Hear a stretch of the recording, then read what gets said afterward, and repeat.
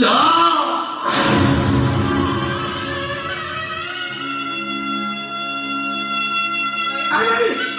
নাই ভাই ও ভাই সেই କହିଛୁ ତାପରେ ଏତେଟା ତୋର ଶପଥ ଥିଲା ତେଣୁ ଏବେ ତୁ ଯିବୁ।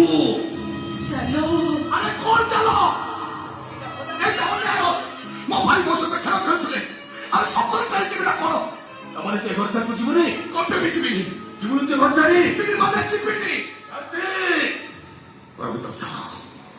তোমার যাহা লুগাপটা আছে নিয়ে আস আজ আমি ঘর ছাড়ি চালিযা। নাই ভাই যা নাই ভাই ସେମିତି କୁହନି। ଗାୟତ୍ରୀ ତମ କଥା ଶୁଭୁନି କାହିଁକି ତମେ ତମ କହିଲା ଘର ଭିତରକୁ ଯାଅ ବୋଲି ସବୁ ଲୁଗାପଟା ନେଇ ଆସ। ଆରେ ଯା।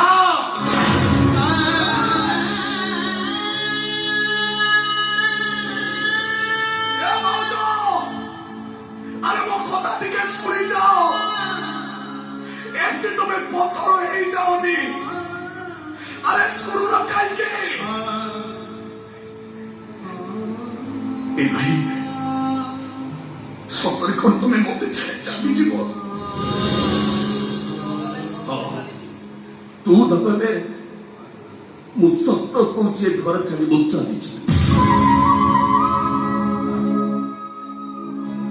ମୋ ଦେହ ଛୁଇଁଲ।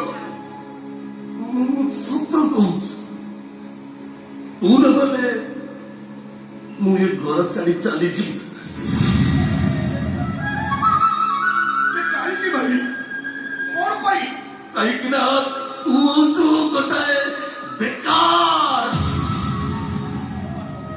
ମୁଁ ବା କହୁଛି ଚାକିରି କରି ବୋଲି। ସେଇଦିନ ଆସିବି କଥା କହୁଛି ତତେ ମୁଁ ସେଇଦିନ ଆସିବି। ଏ ଭାଇ ଏତେ ଦିନ ବସିଲ ଆଉ 6 ମାସ ସମୟ ଦିଅ। ଏତେ ଦିନ ଶୋଇଲ ଆଉ 6 ମାସ ଶୋଇଗଲେ କେତେ କଣ?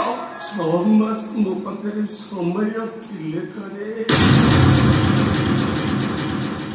ମାନେ ମତେ ଲାଗୁଛି ଏଇ 6 ମାସ ଭିତରେ ମୁଁ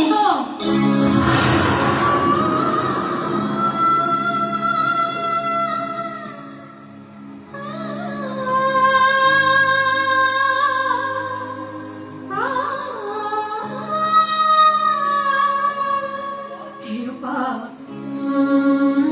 ତମେ ଏତେ ନିଷ୍ଠୁର ହେଇଯାଅନି। ସତ କହୁଛି ତମକୁ ଛାଡି ମୁଁ ବଞ୍ଚି ପାରିବିନି। ବାହାଘରରୁ ଆଜି ପର୍ଯ୍ୟନ୍ତ ତମେ ମତେ ରୋଷେଇ ଶାଳକୁ ଛାଡି ଦେଇନ। ଆମେ ବଞ୍ଚିବୁ କେମିତି? ମୋ ସ୍ୱାମୀଙ୍କର ତ ଫୁଟା କଉଡ଼ିଟିଏ ରୋଜଗାର ନାହିଁ। ଆମେ ଚଳିବୁ କେମିତି? ଅପା ତମେ ପରା କହୁଥିଲ ମୁଁ ତ ମୋ ସାନ ଭଉଣୀ। ସାନ ଭଉଣୀକୁ ଏମିତି ଅବସ୍ଥାରେ ଛାଡିଦବାଟା କଣ ଠିକ ହବ?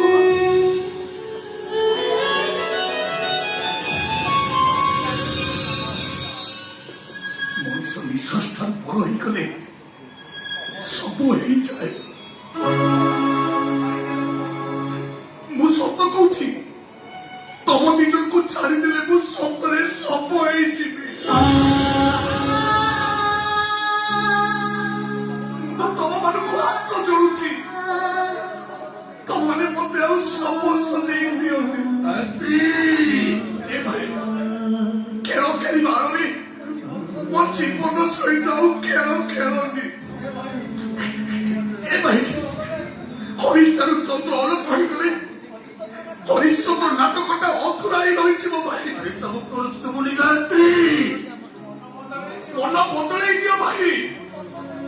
ମୁଁ ସତ କହୁଛି ମୁଁ ଜାଣିନଥିଲି ଖେଳରେ ହାରିଲେ ଜୀବନ ଖେଳରେ ମୁଁ ହାରିଯିବି।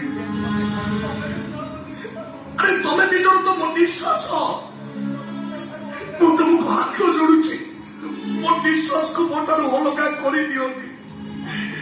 ମୁଁ ତମ ଗୋଡ଼ ତଳେ ପଡୁଛି।